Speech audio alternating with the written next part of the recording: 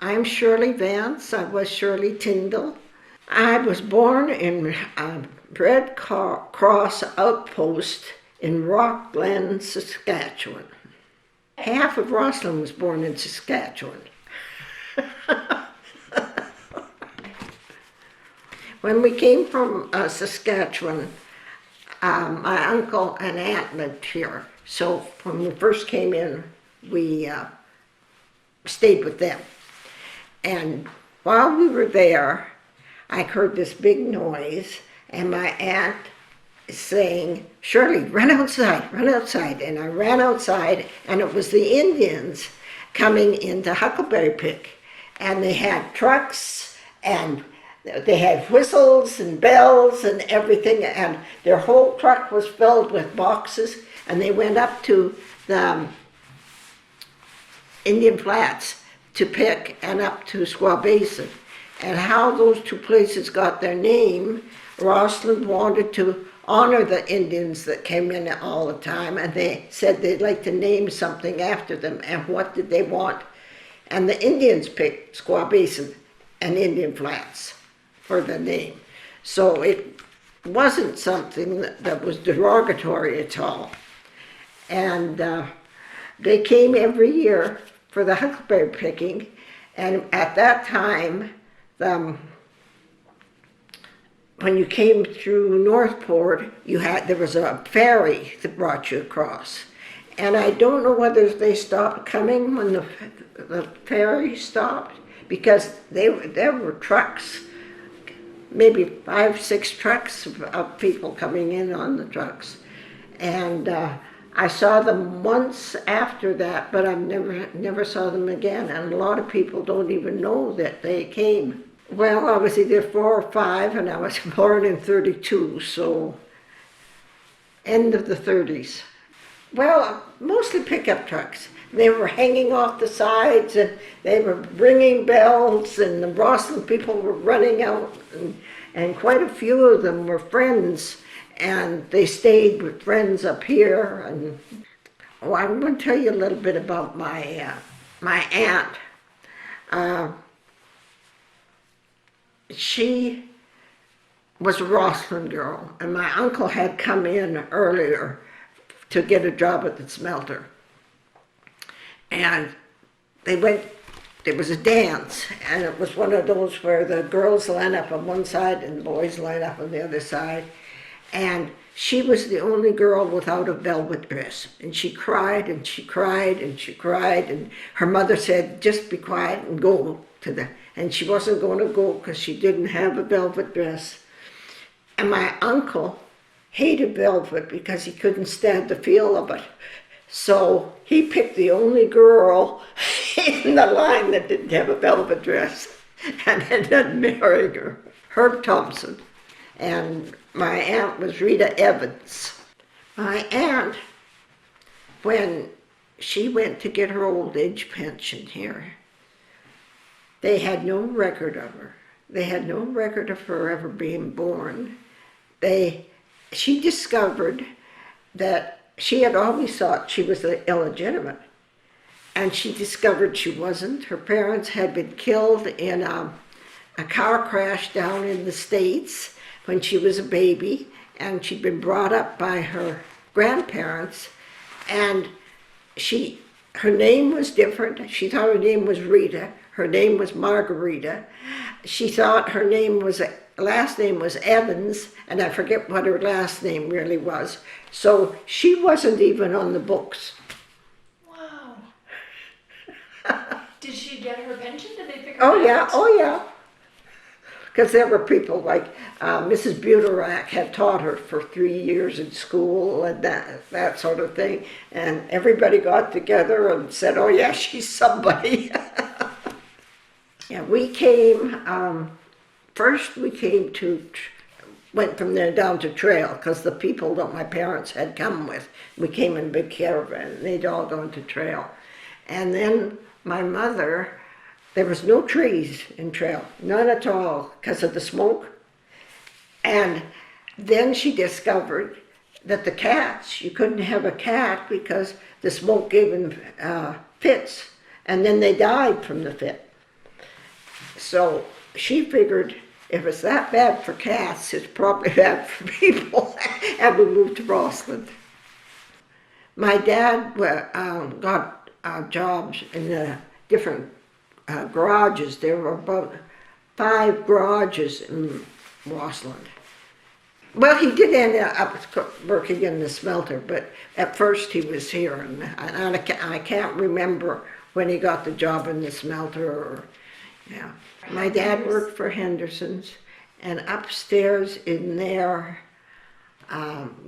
attic of the garage, there were all these wonderful sleigh bells. Just, and I don't know what happened to them, but going up there for my dad to show me the sleigh bells, and we were, yes, about where that vacant lot is now, right across from the other garage, the Albo's, and there's now the restaurant. Right. Right across from that, and then right across Columbia Avenue, from that, there was another garage, and then there was one about where the library is now. When we moved to Rossland, my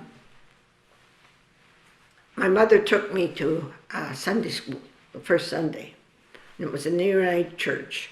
And she sat me down next to this little girl whose name was Shirley Pat Perkins. And we were friends until Shirley Pat died a few years ago. She ended up in Greece for a couple of years, and I ended up in Okinawa, and we wrote to each other. And sometimes only on our birthdays, but once a year, certainly. Oh, when I first came to Rossland, and there's snow, and they had the tunnels of snow to get from one side of the street to the other. And the streets weren't plowed, but the tunnels were dug, and you could go through the tunnels to get from one side of Columbia to the other. It was Christmas time, and Rossland was decorated for Christmas, and all these piles of snow that you could run through. Oh, it was magic. We could sleigh ride from up where I live. I lived right in the last row of houses before you get to the Centennial Trail. Kirkup, yes. And we could come down Spokane Street, and so it couldn't have been plowed. Some people owned cars, but very few. I know that Gail Fisher's dad had a car, but that's about the only one. And the 2 doctors had a car. And they put them up on blocks. They had cement blocks or something, and they'd be in their backyard up on the blocks. They put up the cars for winter.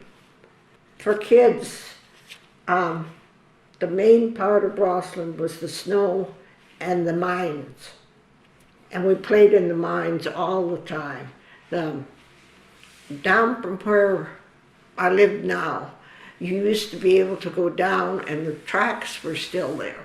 And there was a car on the tracks, and you could push it way up into the mine and then jump on it, and somebody push you off, and you come roaring down the... You used to be able to still see it, but there was a mine hole that you could see from the highway. Mm-hmm. And a friend of mine named Alice Kutnikoff and I decided we were going to go in there. And I can't remember that we had a flashlight, but it was quite light. And we went in, and we ended up, the McKinnons owned that house. The girl, not Nancy Green, but the other girl that got a gold medal from Rossland, her family owned it, I think. I could see her just... But anyway, we got through that whole thing, and we ended up in their carriage. underneath the floors of their carriage, and that still had all the old carriages in there. Wow. Is that Karen Lee Gardner? Yes, yeah, And that's up on Plainer Crescent yes, by the old substation. yeah. Wow. And it used to be called, there were no houses, my house, the row I'm on, and then there's wartime houses there, was Plainer Hill. When you walked up from downtown and you walked up Plainer Hill is what it was. And there were still old parts of the planer. It was a wood planer. So that's where it got its name. Yeah, that's right. Okay. That's where it got its name. So the mines, the tunnels went all through town. Kids were in it all the time. Yes. Every once in a while, once caved in or something, but we were always told there was over 100 miles of tunnel under there. And we could sit in our living room, and every once in a while, a rock would fall. And it would go, tuk, tuk, tuk, tuk. You hear it underneath. Well, yeah, falling. And it stopped, but I think I was already married when the rocks stopped falling. Nobody ever fell in a mine shaft, I don't think. I don't remember anybody falling in a mine shaft. They might have, but I don't remember that happening to anybody. Did you have rules? Did your parents have rules for you when you went and played? Don't fall in the mine shaft.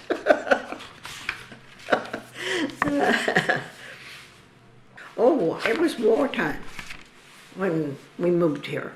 And there was rationing. There was no butter. There was no peanut butter. There were several other things you couldn't get. I think the eggs were rationed, and it was for the whole time.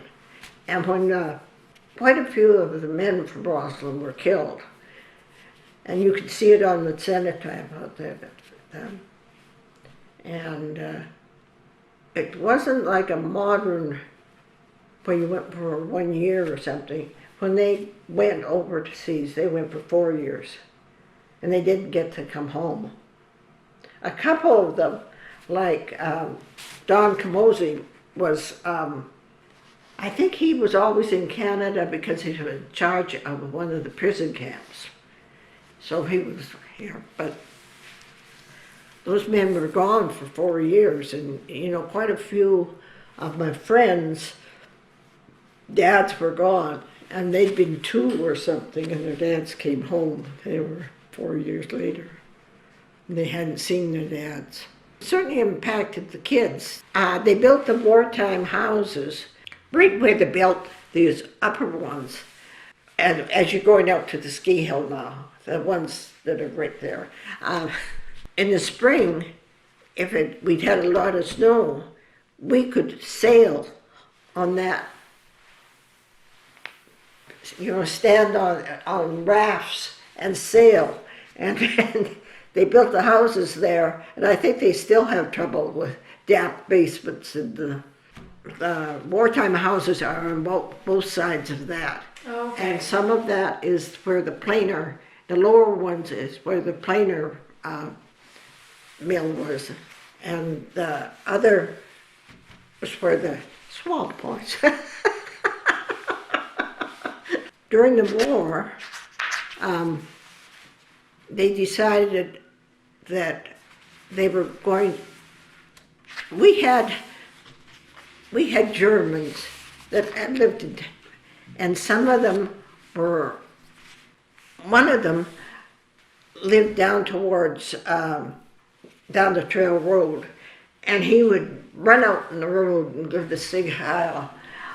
And his son was in my room at school, and all of a sudden he just disappeared. The whole family was gone overnight, and I never knew what happened to them, and I felt bad, but I'm sure the dad ended up in the concentration camp or something. And the government decided that they were going to put all the Italians in Trail in a concentration camp. And they, the fathers moved the kids and their wives out to relatives in other places. But Mr. Blaylock went to see, I forget who he was, Mackenzie King. Went to see Mackenzie King and said, if you take all my Italians, I'll have to close the smelter. So they all got to come back. The kids that were gone to their aunts and uncles and so on, they got to come back because Mr. Blaylock needed it, which I thought was rather short-sighted of the Canadian government not to look into that before they decide. We walked everywhere, and people from Trail used to say we had a lean and hungry look because we walked, there was no fat people. Well, there is no fat people in Rossland now. People from Trail, of course, there's no air conditioning or anything. And especially when it got so hot in the summer, the people with cars would come up from Trail, and people would be sitting on the bank steps and the post office steps and just getting cool. We played in the mines all the time, you know. We played all those things, kick the can and so on at night, and we were up in the mines. Nothing ever happened. Maybe 10 years ago, quite a few of them started to collapse, I think. That's when they cut off, that you couldn't walk in there. We were home this one night, and Ken Jones and Glenn Fisher came and knocked on the door, and Mom answered, and they said, "Can we borrow a flashlight?" And Mom gave them the flashlight, and they didn't come back, and they didn't come back, and they didn't come back. She said, "Shirley, do you know what those boys were going to do?" And I said, "Yes, I think they're going to go through that mine shaft and see if they can get all the way through Monte Cristo to the other side." And they did, but there was a gate, and they couldn't get through, so they had to walk all the way back before they... There was a man that had lived next door, and he came over to meet us, and he took my parents and I to one of the mines, and all I can remember is that it was very dark. We had those headlamps, all of us, and it was very dark, and I could look down, and there was this little tiny house way down below us, and that's all I remember about the trip. Yeah. We used to be able to start at my house with the bobsled, and you could go across where the railroad, where the fire hall is now. It was railroad tracks, and you could go down to where is it the French school is there? Whatever you could go down there, down past the French school, then you hit the trail to Trail, and we could go down to Trail, and so couldn't have been plowed. And a fellow named Sandy George had a car, and he would pull a bobsled up, and then we'd go down one more time so he could have a ride, and then he'd drive us back up.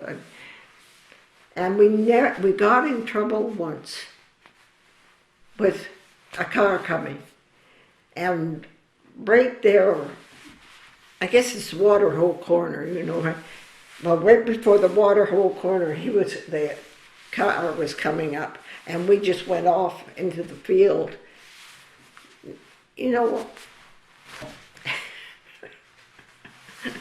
climbed out. So how long do you remember would it take you to go from Roslyn down to trail on your bobsled? Oh, I don't know. Not very long. Not very long. Maybe 10 minutes, maybe. Because you were going awful fast. You could hardly breathe. Yeah. And would you have to steer? Was it pretty windy, like it is now? Yes. Yeah. Yeah, the roads are about the same. But there was only one man steering, one boy steering, and How many people were on a sled? probably 5. And was it one of those sleds we have today, or did it have skis? It's like the ones that are in the bobsled races. Wow. And it was fast. It won a lot of the races, and it belonged to an older brother of one of the girls. And the last time we used it, they stuck it under the porch, and I bet it's still there, because when you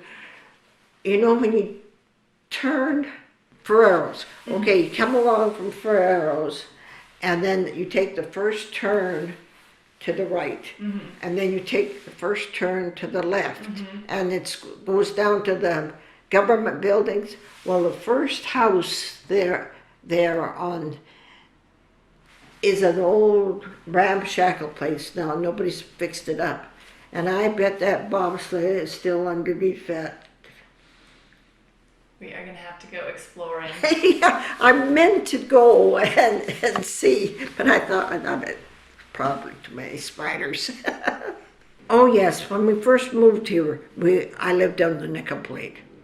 A lot of the areas are named for the mines, and you used to be able to drive straight through to go out to where the museum is, where we are. Oh yeah. Yeah, you could drive straight through, and right about where we are, they had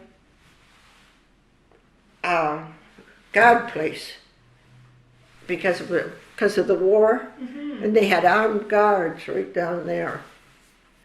Probably there's pictures of it somewhere, probably in here somewhere.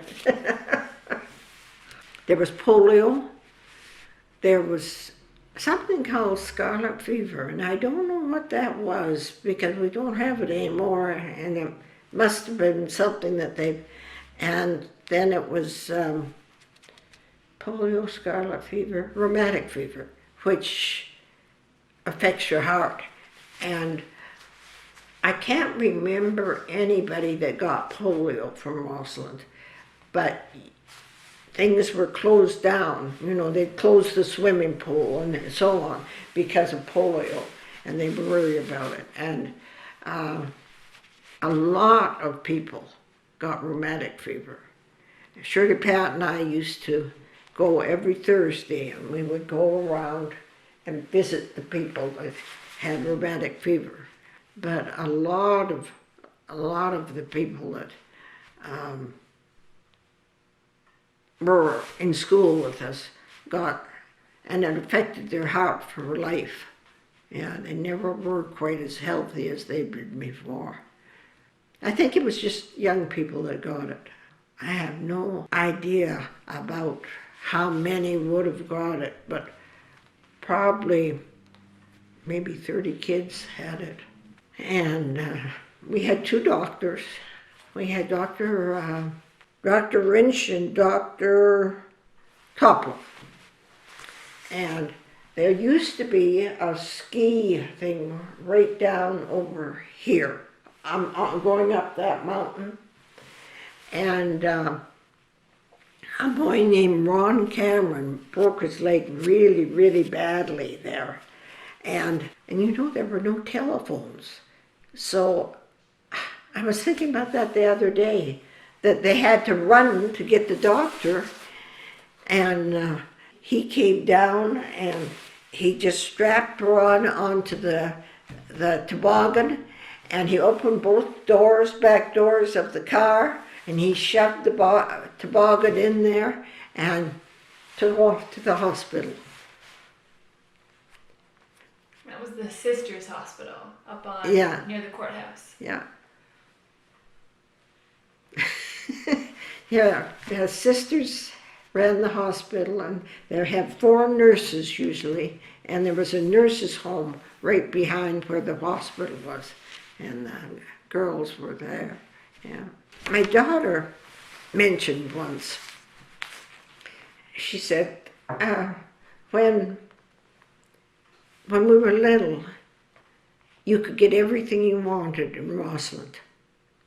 And now you can get lots of things you might want, but you have to go to Terrell. And see, we had McTeer's Hardware, we had a furniture store, we had all those garages, and not very many cars. And we had Hunter Brothers store, and you've heard about how they got the money. And I was there one day, and I forget, Mr. Yanni and somebody else, their dog got in, and they thought those were the birds going across, and they went right through the China part of the store. Just those dogs were just flying after them.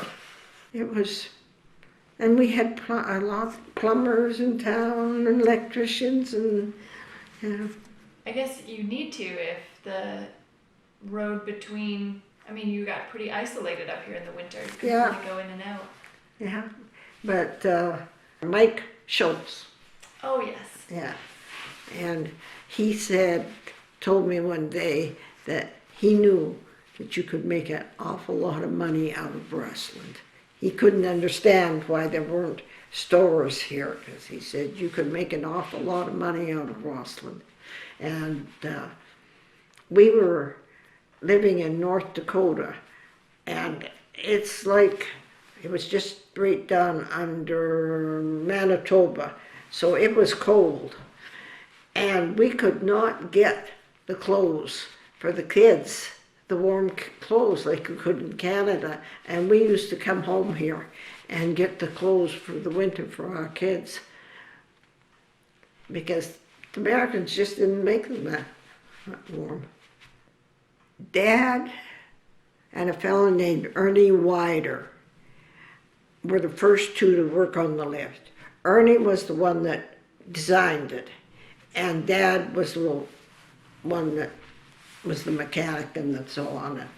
And Ernie had designed the chairs, or the basket things for the mine, where they put the whole ore and that sort of thing. So he just changed it so there was people sitting in the baskets, and that was Shirley, Pat, and I. We walked out there, and it was running. And we figured Dad was up at the top, and off we went. We climbed on the thing and went up to the top. And my dad was so mad at me. Oh, he was mad because we weren't supposed to be there, that it hadn't been tested, people hadn't ridden on it yet. And he was just chewing us out. He said, now you have to ski down. I'm not putting you on that lift again. You'll have to ski down. Sure, Pat and I were looking down this hill. And then nobody had skied on it yet. So it was just all the winter snow. And as Dad's chewing me out, Joni Molyneux, now Joni Ferguson, I don't know whether you know her. And she's this little kid, and she comes riding up on the thing. And the 3 of us are talking, because there's Dad, he's mad at us, we're not supposed to be on them. And Joni said, well, we'll just go straight. So we just went straight down the hill, and the snow built up, and you stopped, and then you'd start again. But it was about that deep, the snow. Were you all the way at the top of Red Mountain? Yes. And you went straight down. Yes. And I can remember coming home sometime that year and telling my mother I'd only fallen 100 times that day. We're proud. And we didn't have the clothes. You know, you were soaking wet after. The first year we didn't have a lodge, I don't think. But the next year, and the lodge was a old mine building that they pulled in. So you had nowhere to go when you got soaking wet. You just had to ski home. Yes, yes. And there were no cars, so nobody gave you a ride. Shortly after that, they started, because there must have been more cars coming all the time, because they used to have ropes hanging off the back of their car, and then you just grabbed onto the rope and they'd tow you home, tow you out there. My first pair of skis were wooden ones. They were 7'3", and I must have had some sort of a harness on them. And June McKenzie, who was one of the best skiers, she had better skis, I think, but she had an inner tube that somehow it wrapped around. That was the binding on her skis. You know, those skis, no steel edges, no, nothing like that. Well, I never really did learn to turn. That was always. I haven't skied for a couple of years now because I first, my boots were so hard to put on that I had to wait in the lodge for some young boy to come along. I'd say, will you do up my boots for me? And some of them went, but most of the time they did it for me. And I thought, I hurt my knee, and I thought, well, you gotta buy new boots and new skis if you're going to ski. Maybe you better see what your knee does. So I haven't skied for a couple of years. Is Red Mountain still your favorite ski hill? Yeah, I like the back trail and then out onto the front. Yeah, I still like that. That is just. You are so brave. But I do also like, I haven't been on the new lift, but I also like the one that comes down the main on Granite? Yeah. When we first started, Booty wasn't there yet. And I don't know where Dad got these skis. And there were a lot of accidents. Yeah. And when we finally got steel edges, you had to go bring your skis in every day and put new steel, because the edges came off, and you had to repair them every night. We had a school ski meet, and Lita Camozzi had on her brother's skis and boots and came right out of them. You know, the skis and boots are going down the hill, and she's up in there in the stocking feet. We had a teacher, her husband was away at the war, So she had come home, her family were from here, and she'd come home. And her name was Mrs. Cox. And it was in grade 7, and she took us and she just molded us into friends. She had hikes and dances after school and so on. And that class, just, we're all still such good friends. And she did it for us. Yeah. Cook Avenue. And sometimes quite a few of us went home for lunch. All the way up. Yeah, all the way up. Yeah. And in the winter, how would you go from school to home? Were there like steps worked into the snow that you could just go up, or? By the time, I don't know, because that's when we were riding that bobsled down to Trail, because I was in high school then. I don't know. We had kind of rubber boots that we wore. Oh, when Shirley Powell, mother was from Rossland. She was born here. And the rule was that you had to wear we weren't allowed to wear slacks. And you had to wear your long underwear kind of as socks that they had feet in them till the snow came off Mount Roberts. That was the sign. That was the sign. And then you could take this, and I think they were called Lyle, but you see the pictures of us lined up, girls getting their picture taken at school or something, and their knees are all bagging, and oh, I hated those things. And one year, they'd opened the swimming pool before they let the mothers let us take our, because the snow was still on Mount Roberts. Oh, you had garters. You had garters that held up your, and it was on a band around your stomach, and these garter things hanging down. And you always felt like such a clod. Girls could not wear pants to school. And we wore men's jeans, we bought, because there were no girls' jeans. And then sometime, I don't know when they came in, but the girls' jeans had a zipper up the side instead of a fly. And then, probably was in the 60s or so that we finally just got girls' jeans that had the fly in them.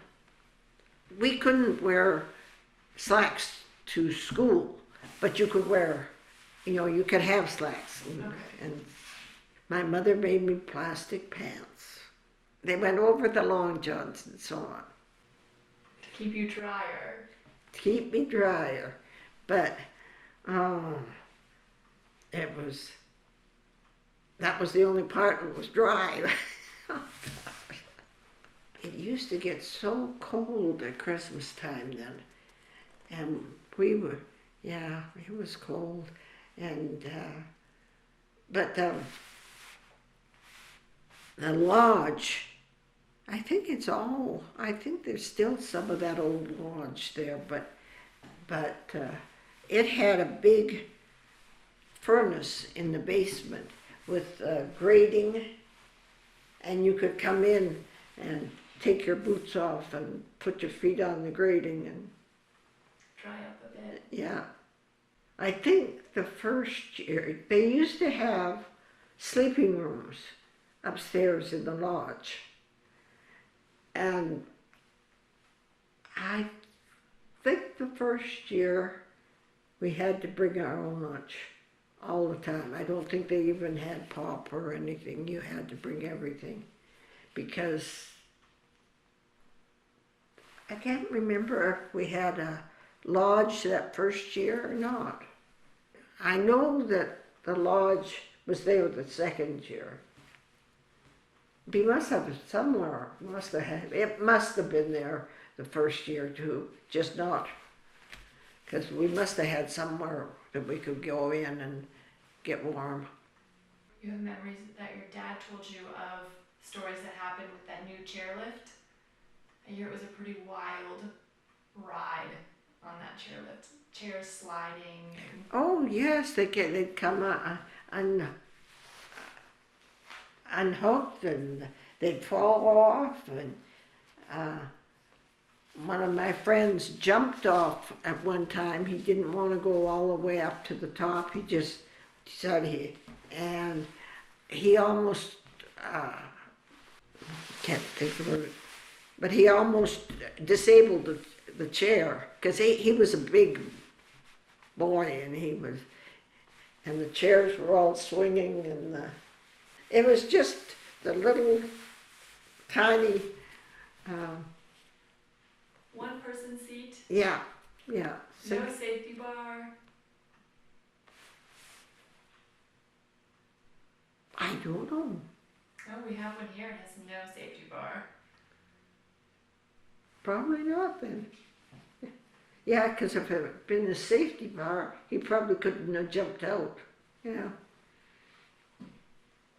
Was that common that people would just jump off at whatever point they wanted to? Not if Dad caught them. Because I forget how long he was barred from coming on the chair after that, but Ooh. yeah. Was your dad kind of like the keeper of the chairlift? He was the one that took he usually had a girl that took the tickets, and when it started out, I think it was 10 cents a ride. We had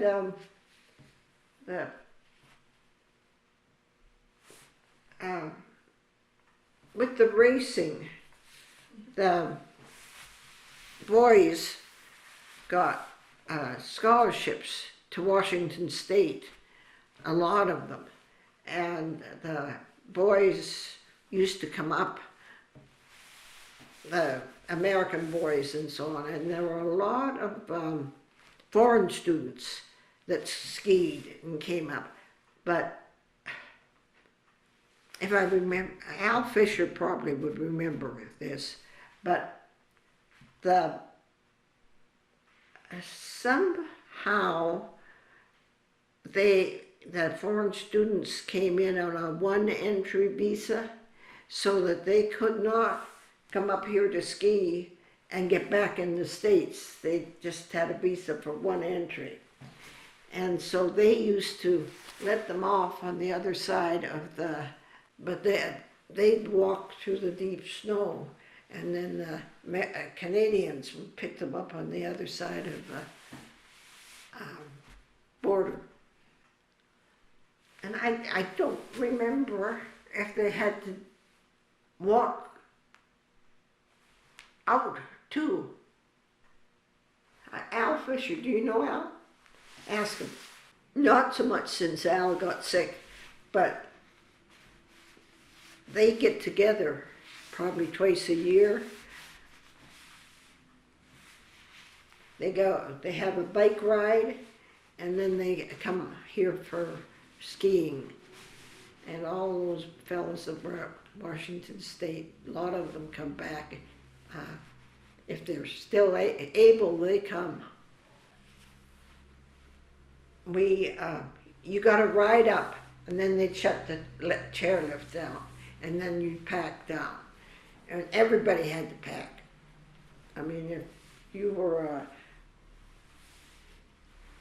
elderly gentleman, if you wanted another ride, you had to pack it down.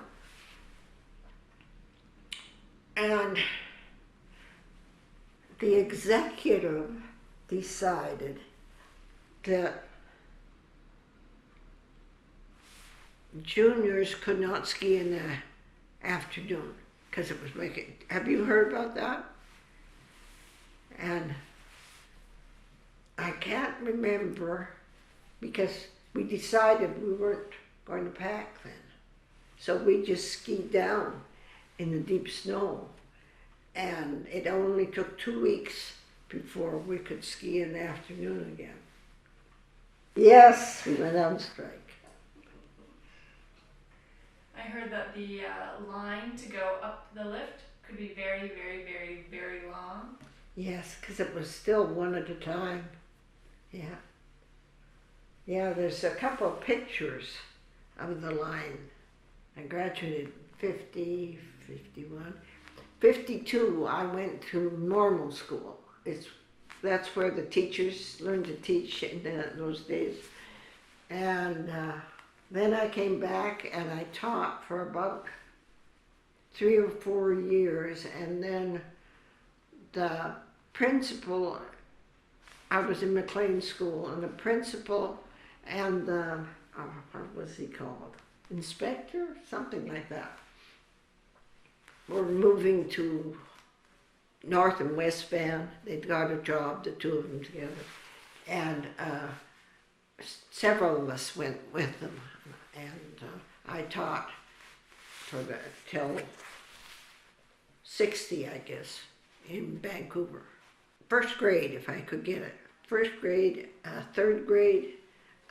In those days, if you went to university, you had to teach high school. And I didn't want to teach high school, so I liked the little ones. Well, I was given a job. I went with the principal and the inspector. Was that who he was? They both got a job in West. The school district was North Van and West Van. And we were offered jobs with them, and I went with them. You wanted to change? Get out of town? Yeah, I guess. And it was more money too. Yeah, in Vancouver. And I enjoyed it, because I still was ski racing, and I raced for Rose. And I met a lot of people, yeah. I never did get Sonicus really good at that turning business. Chess Edwards, yeah, he coached the girls too, but he didn't do as much of it. We were sort of on our own, kind of. George Berry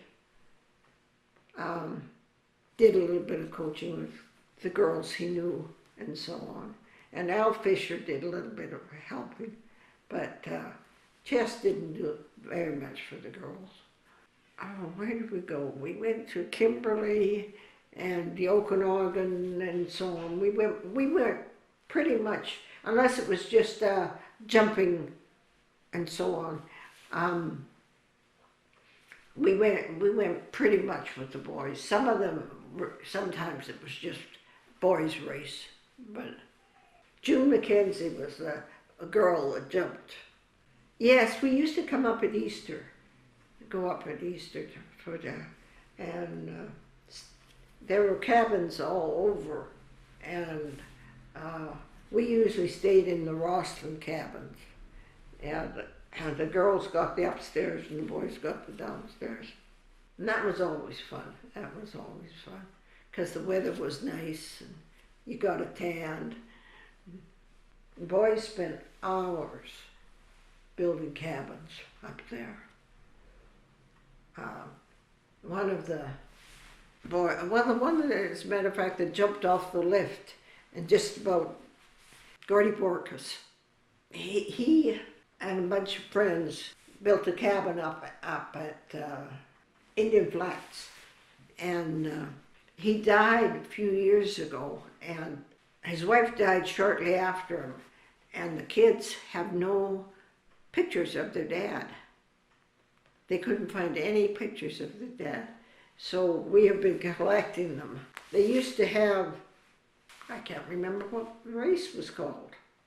Grey Mountain Grind? Yeah, the Grey Mountain Grind. And usually the girls were handing out cable harness. It was how you put your skis on. Must have had a kind of a spring in it, and then the cable went around her heel, and then it attached at the front of onto the ski. And the boys were racing, and they would fall and break their cable harness. So you had these around your neck, and you were handing them out to I think we had cocoa or something too for them to hand out. And we would usually be by the Roslyn cabin up there. Did the Grey Mountain Grind go right into town? Yes, it ended at Hunter Brothers, which is now, Curiosity Clothes. I guess, sometimes the boys stayed up there, but mostly the girls went up and came back down, unless you ran into a blizzard or something. But June McKenzie and I don't know whether we still, but we started at the lift, and I think Jimmy Douglas and Glenn Fitcher were with us. And we went up to Old Glory and back down in the same day in the winter, just to say we did it. And I think we still are the only girls.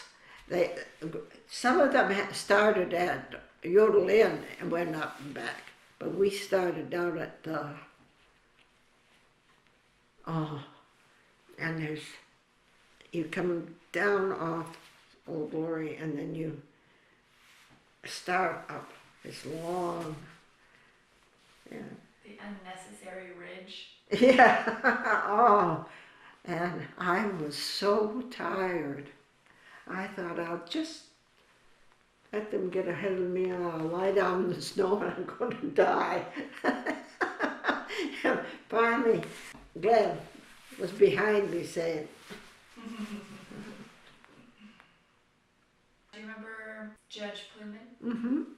What was he like? Well, I didn't know him well, but Shirley Pat and I would start out like on a Saturday with a lunch, and we'd just climb all over the mountains. And he would come up and he would give us a lesson on the mushrooms and the different flowers and so on. And there was some flowers that were the only place in BC that this is the only place, he said, in BC that they had them. And those flowers, it was flowers or was it mushrooms? Anyway, but when the bicycles started, they ran right through them. You know, when I got back from Okinawa, they were still there. And then when the bicycles started going, Wow. Would that be over the Seven Summits Trail, or is that? No, that was right up in the mines somewhere. Yeah. Old Jess. Yeah. I didn't ever know her well. My aunt really knew her well. Yeah. But I didn't. I just knew her because she pulled that thing and then she had a stick and she'd hit you if you got close enough to her. So she pulled it was a box, right? Yeah. That she would pull? Yeah. Did it have anything in it? Well, she'd come into town and she'd go into the garbage cans and pull out. I don't know if she ever went into the stores. She must have. Did she always wear black? Mm-hmm. Was she short? Oh, yes, very. Did anybody know anything about her? Where did she come from? Oh, she was a member of the royal family. She used to be a lady in waiting to the Queen. I forget what some of the other ones were, but nobody ever knew. My aunt may have known because she was born here, but she never said. I don't think anybody knew. Mystery. And Alice knows all about it, because I remember her giving a talk in high school. We were taught in school that the Chinese came in to build the railroad to Rossland, and usually they built the railroad. When they were finished, they built the railroad going somewhere else, but the railroad never went anywhere else from here. So they got stuck here. And I didn't. The cutest little dog followed my dad home one day, and we found out he belonged down in the Chinese gardens. So Shirley Pat and I took her home. And then we took her home again. And then we took her home again. And I always had to do it. My dad brought her home the first time, but I was the one that had to take her home. And the skating rink was just an outdoor skating rink. And has anybody talked to you about all the skating rinks in town? Okay, all those people from Saskatchewan, they had skating rinks. They all made skating rinks. So we had maybe 5 skating rinks, and then the big one up here.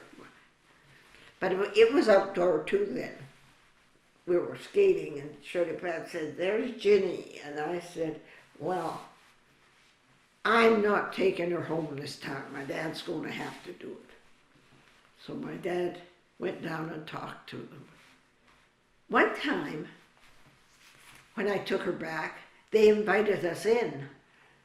And I can't remember very much about it. It was really, really dark in there. And I can't even remember what kind of a building it was. But the food they gave us was so good. Oh,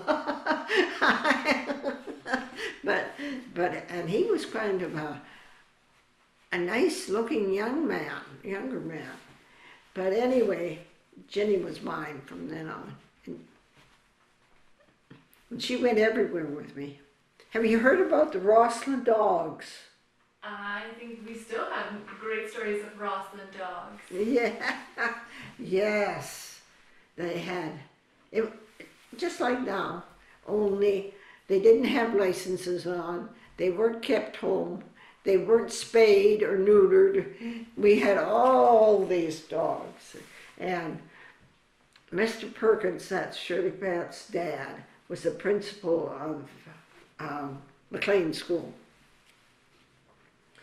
And he was always fussing about the dogs.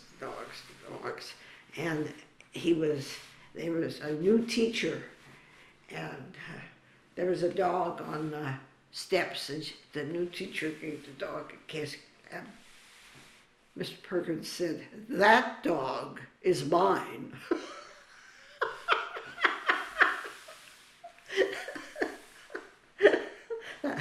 In other words, that dog's allowed to sit in the school steps. But we had so many dogs. And as I say, none of them were neutered. So they just kept making more dogs. Yeah. And we did have a vet, Mr. Shellard. I don't think he had any training, because he was the one that neutered Ginny, my dog, and he kind of butchered her. But she just healed right up and couldn't have puppies there. So you got Ginny just because she kept coming up and you said, I'm not taking her back. Everybody was so friendly and nice. There was one man, his name was Scotty, and Scotty something. And he sit beside the post office, and he hit you on the legs with his cane when you went by. You had to go way around him. He was always sitting on the street. We just had to make sure that, and he didn't hit the boys on the legs, just the girls. Bud Scorgie, was the jumper. And Ski jumper. yeah, and he was really, really good. Yeah, and was winning everything. And he got hurt so badly. And especially during ski season, everybody went home and had supper.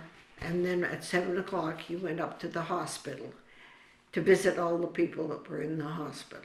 You know, they were in big rooms, so yeah, just whoever, because everybody knew everybody, Right.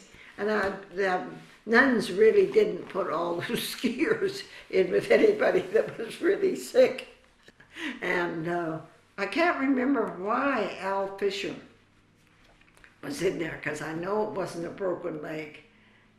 I don't think it was. Anyway, he was in there, and his brother used to come in with a big cardboard box like this, and it'd have 2 quarts of milk and a whole loaf of bread and butter and jam and some cake and so on. And that he ate that after he'd eaten his hospital supper, and he was this skinny thing, You brought this for Al. Yeah, but sometimes there were 4 or 5 skiers in there. What happened to Bud? Bud's quirky. Oh, he just was bad. He never jumped again. He never could jump. I noticed he just died a little while ago, and I was thinking about how good a jumper he was, and he must have been in the hospital 6 or 8 months. We didn't have a good jump hill. The first jump hill we had was, you know, when you're coming out the highway and you turn to go up the other road to the lift. Okay, right across the highway from that was where the jump hill was. And it was really quite a good place to have it, and it had a long runoff. But then with when they started putting the road in, they took the runoff. And then the other one, it was on the right-hand side when you're going up the old lift, left-hand side when you're going up the old lift, but it had a kind of a crooked runoff, so we didn't have a good jump. And when Bud got hurt, that was the best jump personal. The boys had to do the 4-way, Right. and so some of them had to jump. We must have been in grade school. The Rossland cabin was right there. And every Wednesday, you brought a sandwich. You went out there, and the women like Mrs. Green and so on, they made soup. And we'd go out there and we'd ski and so on, and we'd come back and have soup on our sandwich. And Doc Van was one that was cooking, but they were very supportive of the juniors. You know, even if they didn't have children that were skiing and so on, they were very. My parents, well, we all 3 of us got skis first thing when we moved to Rossland. I suppose they were my 7'2" skis. Anyway, my mom and dad just went on the trails, and somewhere up in the mines, she fell, and he broke her leg getting her up. And she kept skiing, but my dad never skied again. My mom, I think, started skiing on the lift after that, but she had a group of ladies that all went out.